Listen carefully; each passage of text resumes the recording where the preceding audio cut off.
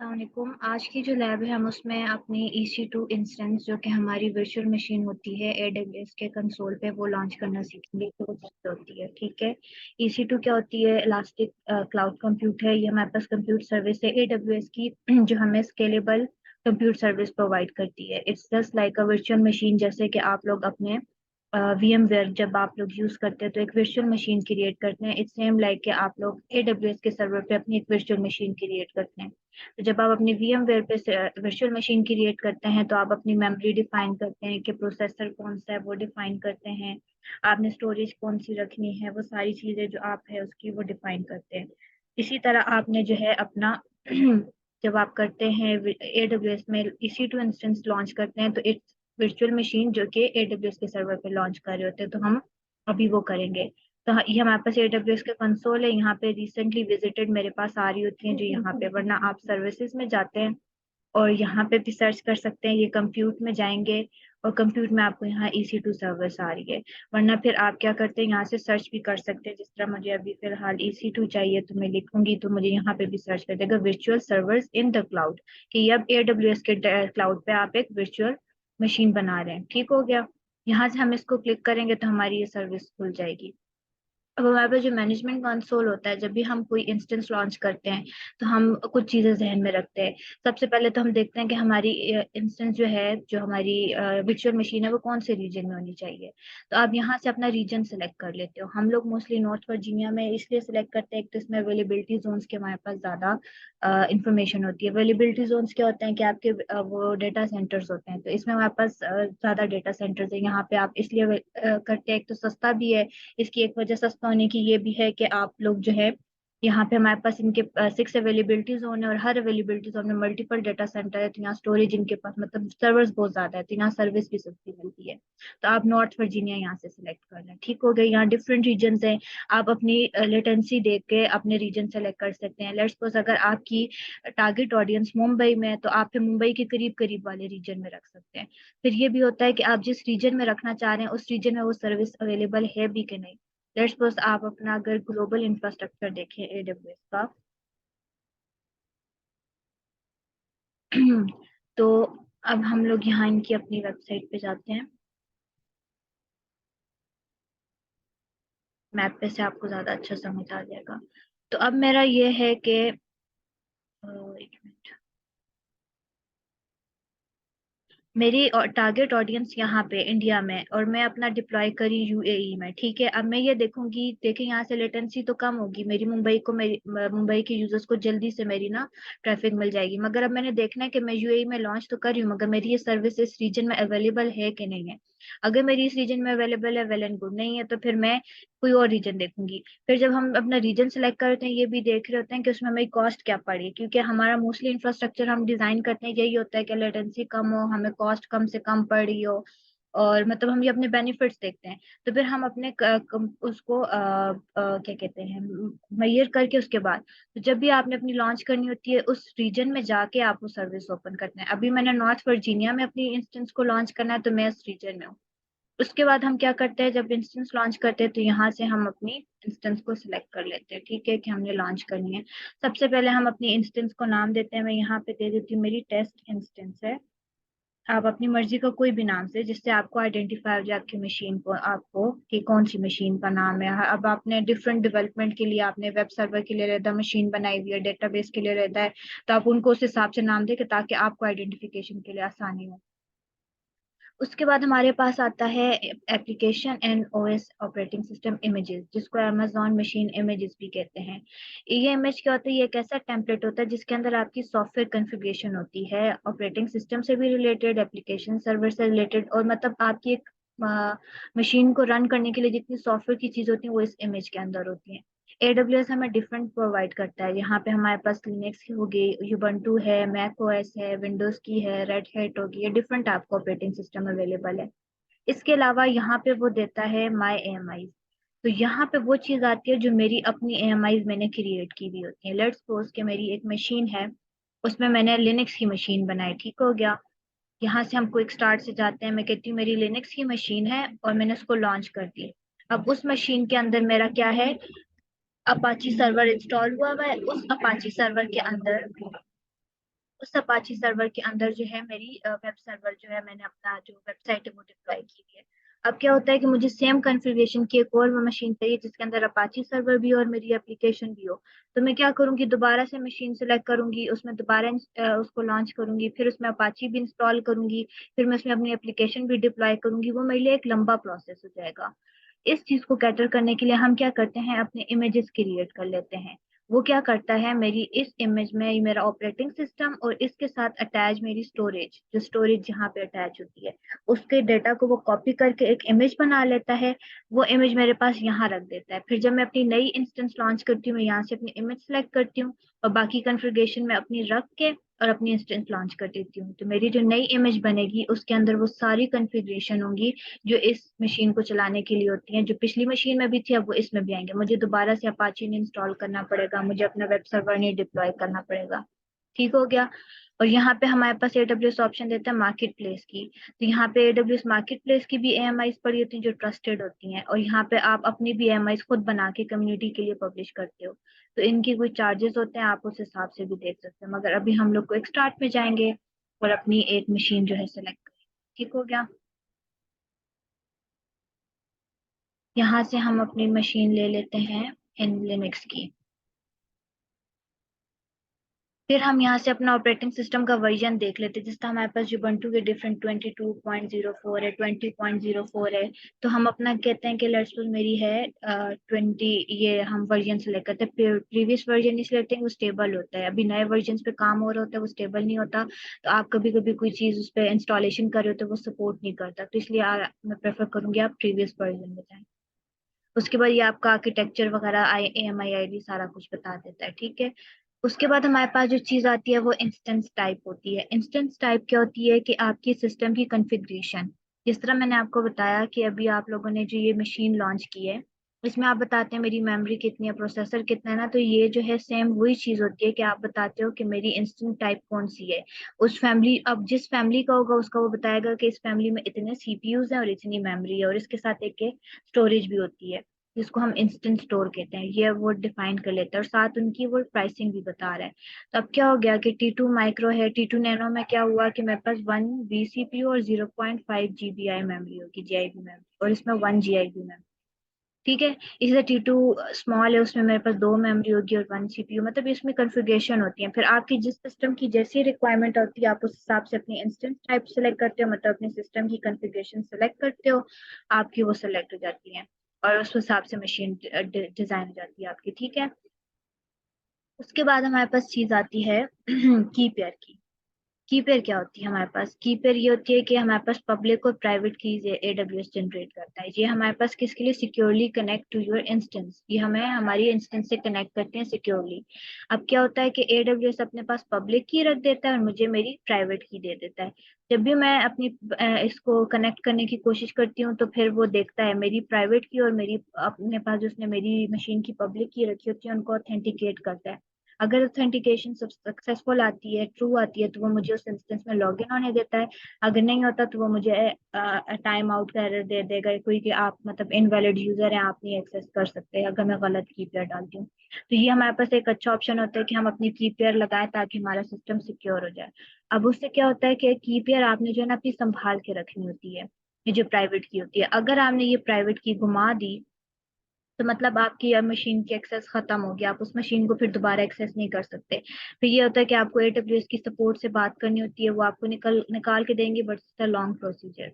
तो आप लोग क्या प्रेफर करूंगी कि आप इससे अपनी की पेयर का एक फोल्डर बनाए और उसमें सारी अपनी विद स्पेसिफाइड नेम आपने जो रखा हुआ है, हर मशीन के साथ जो अटैच की हुई है उसको सही नाम के साथ उनको मैनेज करें ताकि आपको ऑथेंटिकेशन जब भी आप करें तो आपको आसानी। तो यहाँ से हम अपनी एक की पेयर क्रिएट करते हैं। कीपर को हम अपना नाम दे देते हैं। ठीक है। मैं कहती हूँ टेस्ट इंस्टेंस की। ठीक है, ये मेरी टेस्ट इंस्टेंस की है, तो मैंने वो बना दी। फिर की पेयर की कौन सी टाइप है, मतलब वो इंक्रिप्शन कौन से रूप से करती है, RS है या ED25519, तो मैं RS से सेलेक्ट करूंगी। फिर प्राइवेट की का फॉर्मेट कौन सा होगा, OpenSSH से अगर मैं यूज करूंगी तो .pem वाली डाउनलोड करूंगी, और अगर मैं पट्टी से कनेक्ट करना चाह रही हूँ तो मैं .ppk की कनेक्ट करूंगी। तो मैं अभी जो हूँ OpenSSH यूज करूंगी तो मैं .pem वाली डाउनलोड करूंगी। इसको करने के बाद मैं अपनी की पेयर क्रिएट करूंगी तो मेरी की पेयर मेरी सिस्टम में डाउनलोड कर लेगा डाउनलोड्स के फोल्डर। कीपेयर बन गई। उसके बाद हमारे पास आती है नेटवर्क सेटिंग। नेटवर्क सेटिंग हम एडिट करेंगे तो यहाँ से हम अपना वीपीसी सेलेक्ट करते हैं। वीपीसी क्या होता है? आपका वर्चुअल नेटवर्क, प्राइवेट नेटवर्क होता है, जिसको हम वर्चुअल प्राइवेट क्लाउड भी बोलते हैं एडब्ल्यूएस में। ठीक है, ये आपका वर्चुअल प्राइवेट नेटवर्क होता है जिधर से आपके हर, मतलब अब मेरे केस में यहाँ मैंने दो और डिफाइन किए हुए, but we are using default अभी इस लैब के लिए, तो हम डिफॉल्ट ही सेलेक्ट करेंगे। मगर इसमें आपके हर यूज केस के हिसाब से आपने जो डिजाइन किए हुए होंगे उस नेटवर्क में आप अपनी मशीन रख सकते हैं। मगर अभी मैं अपने डिफॉल्ट नेटवर्क में मशीन बनाना चाह रही हूँ तो मैं वही सेलेक्ट करूंगी। उसके बाद हमारे पास आता है सबनेट। सबनेट क्या होता है कि हमारा ये एक बड़ा नेटवर्क था, उसमें से हमने छोटे छोटे और नेटवर्क बना दिए। तो मेरे इसमें 6 सबनेट बने हुए हैं which are in different availability zone, 6 के 6 अवेलेबिलिटी जोन में। हर सबनेट हर अवेलेबिलिटी जोन में मैंने डिप्लॉय किया हुआ है। इसमें मेरा एक प्राइवेट है, बाकी सारे मैंने पब्लिक किया। आपके केस में भी ये सारे पब्लिक आ रहे होंगे क्योंकि मैंने इसको खुद प्राइवेट बनाया, मुझे चाहिए था।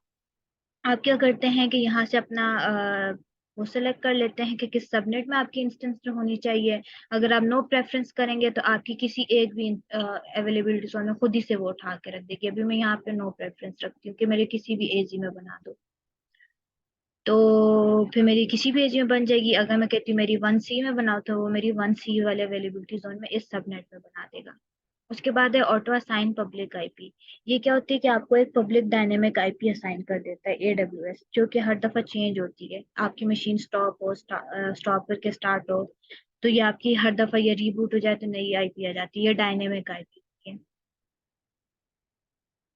इसके बाद हमारे पास आते हैं फायरवॉल्स। ये सिक्योरिटी ग्रुप्स हमारे पास होते हैं, वर्चुअल फायरवॉल्स। ये क्या होते हैं? इसमें हम अपनी सेट ऑफ रूल्स डिफाइन करते हैं जो कि हमारी बताता है कि कौन सी पोर्ट से कौन सी ट्रैफिक आएगी और किस किस टाइप की ट्रैफिक, हमारा सोर्स क्या, डेस्टिनेशन क्या होगी, तो वो हम सारा यहाँ डिफाइन करते हैं। और जिस तरह मेरा यहाँ पे नया सिक्योरिटी ग्रुप, आप यहाँ से एग्जिस्टिंग भी सिलेक्ट कर सकते हैं, जो आपके बने हुए हैं आप उनको भी उठा सकते हैं, मतलब लगा सकते हैं। मैं अभी नया क्रिएट करूंगी। यहाँ मैं अपने सिक्योरिटी ग्रुप को नाम दे दूंगी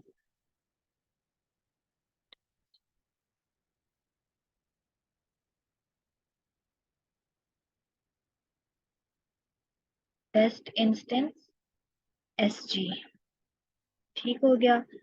इसको मैं डिस्क्रिप्शन भी दे देती हूँ इसी तरह की, ताकि मुझे ये रिक्वायर्ड है तो, और मुझे आइडेंटिफिकेशन में भी समझे। फिर मैं इसमें डिफाइन करती हूँ कि मुझे कौन कौन सी पोर्ट्स अपनी ओपन करनी है। आप अपने लैपटॉप पे भी काम कर रहे हो तो आप बताते हो कि कौन सी पोर्ट आपकी ओपन है, आपकी ये एप्लीकेशन किस पोर्ट से कम्युनिकेशन करेगी, तो वो डिफाइन करते हो आप। तो मैं क्या करती हूँ, पोर्ट 22 जो SSH की सिक्योर शेल की पोर्ट है वो ओपन कर देती हूँ। यहाँ पे सोर्स टाइप हमारे पास तीन तीन तरह के होते हैं। एक होते हैं एनीवेयर। एनीवेयर में क्या साइडर उठाता है कि वो जितनी भी आईपी एड्रेसेस है, किसी किस्म की भी आईपी होगी वो उसको अलाउ करेगा कि कोई भी बंदा मेरी आईपी, किसी आईपी रेंज में से होगा, जिस किस्म का भी होगा, मेरी मशीन को इस पोर्ट पे एक्सेस कर सकता है। दूसरी ऑप्शन होती है कस्टम की। कस्टम में आप डिफाइन करते हो कि अपनी मर्जी की आईपी रेंज बता देते हैं। मैं कहती हूँ जैसे 10.0.0.0/16, इस नेटवर्क की कितनी भी आईपीज होंगी ना, तुमने वो उनको अलाउ कर देना है। ठीक है, तो वो क्या करेगा, इस नेटवर्क की जितनी भी आईपीज आएंगी सिर्फ इसी नेटवर्क में से, तो वो मेरी इस SSH को अलाउ करेंगी। बाकी जितनी लेट्स पर 20.0.0.0/16 में से कोई मेरी आईपी एक्सेस करने की कोशिश करती है ना, तो वो उसको ब्लॉक कर देगा। तो क्या हो गया, हम अपनी सिक्योरिटी अपनी मैनेज कर रहे हैं यहाँ पे। तो यहाँ पे मैं अभी डिफाइन करूंगी। और यहाँ पे एक थर्ड ऑप्शन होती है माई आईपी। माई आईपी क्या करती है कि जो आपकी इस लैपटॉप की सिस्टम की आईपी होती है उसको उठा लेती है। अब क्या होगा कि मैं सिर्फ अपनी इसी लैपटॉप से इसको एक्सेस कर सकती हूँ। अगर मेरा दूसरा लैपटॉप पे मैं अपना कंसोल खोल के AWS का और उससे मैं इसको एक्सेस करना चाहूँ तो मैं नहीं कर सकती। क्यों? क्योंकि मैंने यहाँ अपनी सिस्टम की आईपी, इस वाले लैपटॉप की आईपी दे दी है। तो ये आपकी कॉन्फ़िगरेशन होती है कि आप अपने सिस्टम को सिक्योर बनाने के लिए कर सकते हैं। अभी हम अपने लिए एनीवेयर रखेंगे फॉर दिस। और ये देखें आपको यहाँ पे एरर भी दे देता है कि आपकी ये जो है आईपी रेंज जो है सही नहीं है, ये सबके लिए एक्सेसिबल है, तो हम आपको रिकमेंड करेंगे कि नॉन आईपी एड्रेस आप इसको अलाउ करें। फिर इसको हम एक और दे देते हैं, HTTP की पोर्ट अलाउ कर देते हैं कि हम इस पे अपना वेब सर्वर डिप्लॉय करें, अपाची सर्वर इंस्टॉल करेंगे और इस पे एक वेब पेज चलाएंगे कि वो चल भी रहा है कि नहीं। तो इसके लिए हम HTTP की पोर्ट ओपन कर लेते हैं। वो भी हम कहते हैं कि कहीं से भी कोई भी बंदा मेरी पोर्ट 80 पे रिक्वेस्ट भेजे तो वो मेरा वेब पेज दिखा दे उनको। ठीक हो गया। फिर उसके बाद हमारी आती है स्टोरेज कॉन्फ़िगरेशन। स्टोरेज कॉन्फ़िगरेशन में आप अपनी यहाँ पे ब्लॉक स्टोरेज होती है, ये रूट वॉल्यूम होती है, इसको हम होता है ईबीएस, इलास्टिक ब्लॉक स्टोरेज। ये क्या होती है, परसिस्टेंट स्टोरेज होती है। इसके अंदर जितना डेटा होता है ना, आपकी इंस्टेंस स्टॉप होकर स्टार्ट हो जाए ना, तो वो आपका डेटा लॉस नहीं होता। जो इंस्टेंस की अपनी इंस्टेंट स्टोर होती है ना, उसमें डेटा परसिस्टेंट नहीं रहता, वो टेम्परेरी होता है। अगर आपकी मशीन में आपने कोई कॉन्फ़िगरेशन की इंस्टेंट स्टोर के अंदर, और आपने जैसे ही वो मशीन स्टॉप करके दोबारा स्टार्ट की ना, जब जब तक वो स्टार्ट स्टेट में रहेगी वो डेटा उसके अंदर रहेगा। जैसे ही आपने उसको स्टॉप किया और फिर स्टार्ट किया, ये रीबूट हो गया आपकी मशीन, वो सारा डेटा उड़ जाएगा। तो इसीलिए हम प्रेफर करते हैं कि मतलब होता है कि वो एक रूट वॉल्यूम आप ईबीएस लगी हुई होती है इसके साथ। इसको आप डिटैच करके किसी और के साथ भी लगा सकते हैं। फिर इसके साथ आप सेकेंडरी और वॉल्यूम्स भी ऐड कर सकते हैं। फिर इसमें डिफरेंट टाइप्स होती हैं कि आपने एसएसडी लगानी है या एचडीडी लगानी है, मैग्नेटिक लगानी है या थ्रूपुट ऑप्टिमाइज लगानी है, आईऑप से जिसकी ज्यादा हो वो वाली लगानी है, उसमें वैरायटी है। तो ये आप कोई भी सिलेक्ट कर सकते हैं। मेरे केस में ये GP2 लगी हुई है, तो हम इसको रूट वॉल्यूम आपकी हमेशा रहती है, हमेशा जब आप कनेक्ट लगाते हैं, ठीक है। और ये डिलीट भी नहीं होती। आप सेकेंडरी और ऐड कर सकते हैं और इनको रिमूव भी कर सकते हैं। मगर जब जैसे ही आपने आपकी रूट वॉल्यूम लगा ली ना, तो इसकी जो रूट वॉल्यूम है ना, जैसी इंस्टेंट आपने टर्मिनेट की ना, तो ये वाली भी साथ डिलीट हो जाएगी। मगर जो आपकी सेकेंडरी स्टोरेजेस होती हैं वो डिलीट नहीं होती।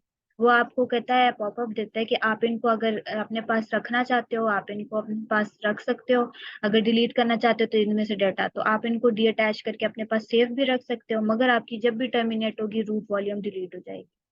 ठीक हो गया। अभी हम अपनी ये वॉल्यूम रखेंगे। फिर हम आते हैं एडवांस डिटेल पे।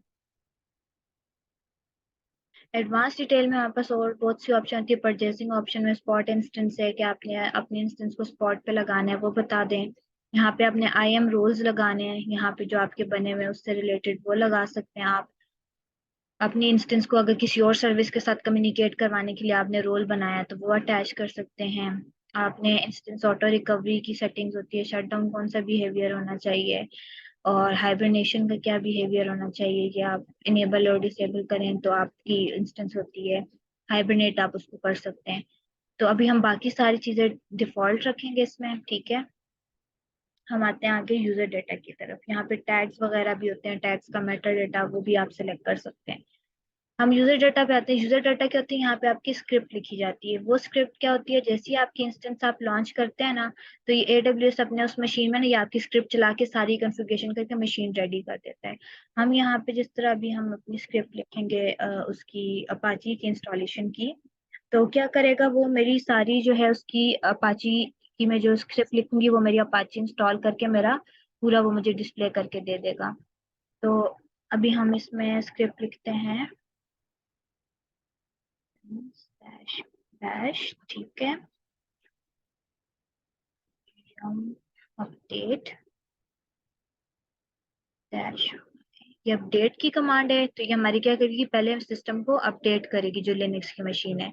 फिर हम उसको कहते हैं तुम क्या करो, इंस्टॉल करो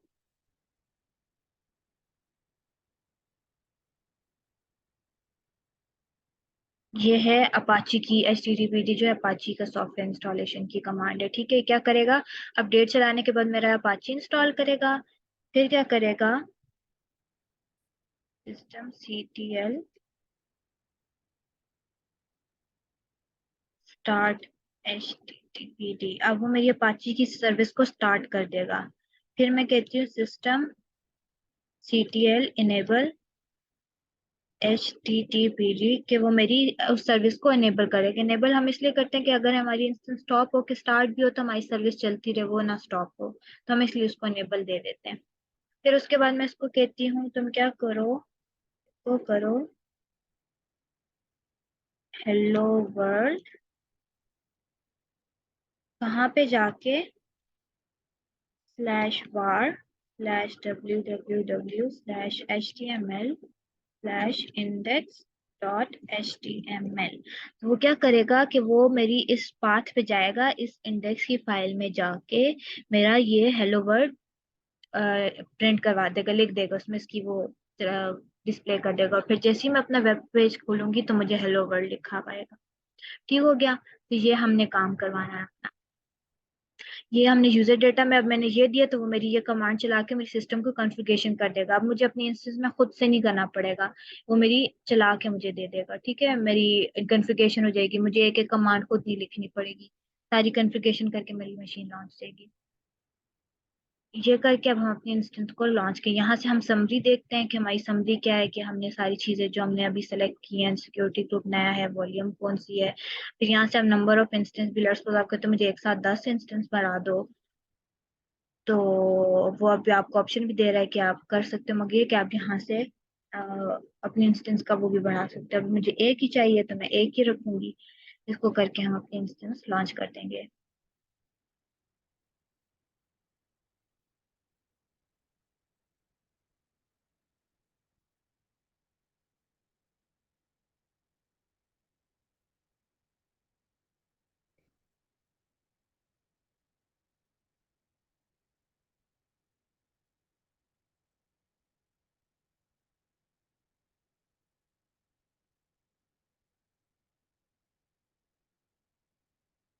तो नाम से हम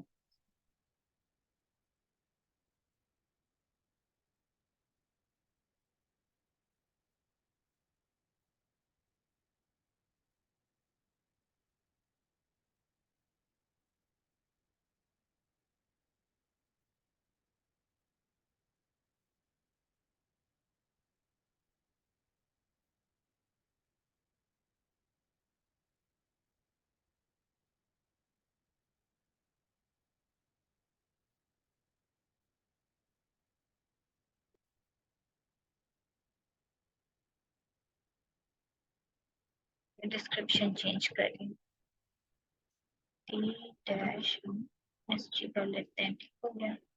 और मैं डिस्क्रिप्शन चेंज करी थी, नाम नहीं चेंज करी थी। क्रिएट हो जाएगा। ठीक है, अब क्रिएट हो गया है। तो वो आपने एक नाम से डिफरेंट बने हुए हो तो वो फिर एरर दे देते हैं। मेरी इंस्टेंस लॉन्च होगी। अब मैं यहाँ पे जाऊंगी अपनी इंस्टेंस के पास।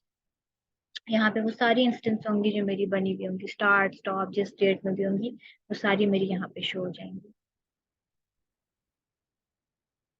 अभी मेरी ये मैंने इंस्टेंस बनाई है, तो ये किस में, पेंडिंग स्टेट में, बाकी मेरी स्टॉप में। ठीक हो गया।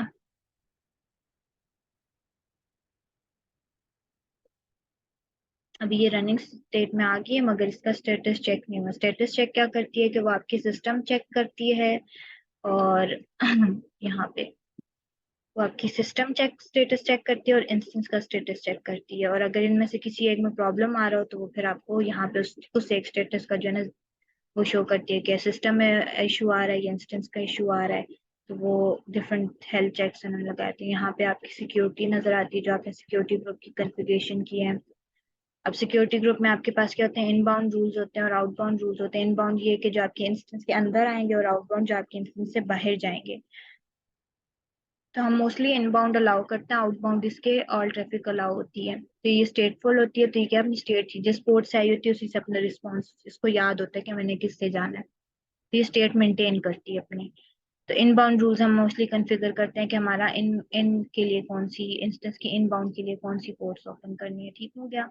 फिर हमारी नेटवर्किंग आ जाती है। नेटवर्किंग में बताती है, मेरी आईपी एड्रेसेस बताती है, मेरा वीपीसी बताती है, मेरा सबनेट बताती है, किस सबनेट में मेरी पड़ी हुई है, मेरा अवेलेबिलिटी जोन कौन सा है, और नेटवर्क कार्ड जो मेरे साथ अटैच हुआ है वो बताती है। फिर हमारे पास आता है स्टोरेज। स्टोरेज अब मैंने रूट वॉल्यूम लगाया, अभी फिलहाल मेरा एक ही है तो वो एक ही शो कर, अगर तीन चार होंगे तो वो आपके यहाँ शो हो जाएंगे। ठीक हो गया। फिर मॉनिटरिंग में आपकी यहाँ बताते हैं कि आपकी सिस्टम का क्या चेक स्टेटस चेक है, मतलब सीपीयू यूटिलाइजेशन कितनी हो रही है, नेटवर्क की बाइट इन आउट कौन से, नेटवर्क पैकेट को मॉनिटर, वो सारी मॉनिटरिंग करता है आपकी मशीन की। और यहाँ पे अगर आपने कोई टैग्स लगाए हुए हैं तो अभी आपका सिर्फ एक ही टैग लगा हुआ है नेम का, और साथ उसकी वैल्यू क्या, टेस्ट इंस्टेंस। तो आप और किस्म के भी टैग्स यहाँ लगा सकते हैं। अभी हम इसको रिफ्रेश करेंगे, देखेंगे इनिशियलाइजेशन हमारी अभी हो रही है। ये हमारे पास पब्लिक आईपी और ये प्राइवेट। पब्लिक आईपी मैंने आपको जिस तरह बताया था कि एक डायनेमिक आईपी एडब्ल्यूएस आपको देते हैं जो पब्लिक के लिए एक्सेसिबल होती है। और ये प्राइवेट आईपी है जो आपके जिस प्राइवेट नेटवर्क में आपने ये इंस्टेंस बनाई होती है उधर से वो एक आईपी उठा के आपको दे देता है। तो अभी हम अपने बताएंगे टाइम भी तब तक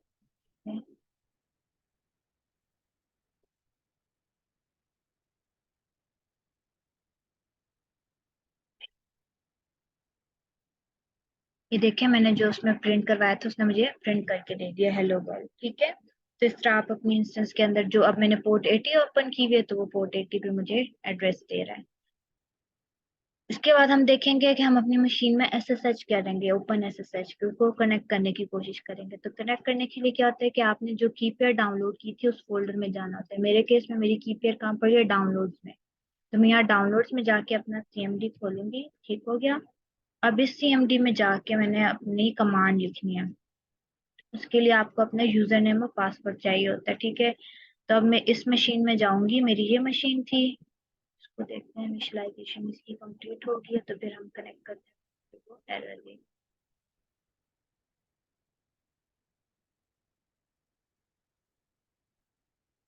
इनिशियलाइजेशन में थोड़ा सा टाइम लगता है तो इसको हमने वेट करेंगे। ये हमारा स्टेटस चेक दोनों 2x2 आ गए। उसके बाद हम इस इंस्टेंस को सिलेक्ट करके कनेक्ट में जाते हैं। यहाँ से वो मेरा यूजर नेम बताएगा, ठीक है। मैंने क्या करना है, पहले लिखना है SSH-I और फिर मैं लिखूंगी अपनी की पेयर। मेरे केस में की पेयर क्या थी, ये है टेस्ट इंस्टेंस की, ठीक है। मैं कहूंगी टेस्ट इंस्टेंस की डॉट पैम, ठीक हो गया। फिर उसके बाद मैं अपना यूजर नेम लिखूंगी जो मेरा यहाँ पे है EC2-user और फिर मैं अपनी ये पब्लिक आईपी लिखूंगी, ठीक हो गया। फिर वो मेरी इस मशीन से मुझे कनेक्ट कर देगा पोर्ट 22 को यूज करते हुए। इसको मैं एंटर किया।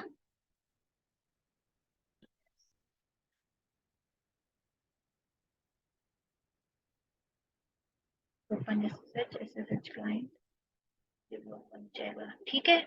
अब मेरी ये देखिए ये आईपी, अगर आपने देखना है कि आप सही इंस्टेंस में गए तो आप अपनी प्राइवेट आईपी को और इसको मैच करेंगे तो ये सेम होगी। यहाँ पे देखें आपकी प्राइवेट आईपी है 172.31.18.246, 172.31.18.246, ठीक है। तो ये आप उस इंस्टेंस में लॉग इन हो गए हैं। तो आप देखें आपका यहाँ पे पाथ में अपाची भी इंस्टॉल हुआ है।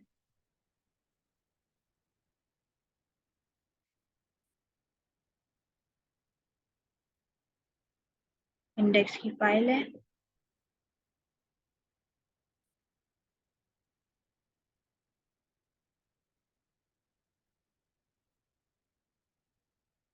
ठीक हो गया। तो आपका ये सारा यहाँ पे डिस्प्ले हो रहा है, तब आपकी सारी कॉन्फ़िगरेशन मशीन की सही हुई भी है।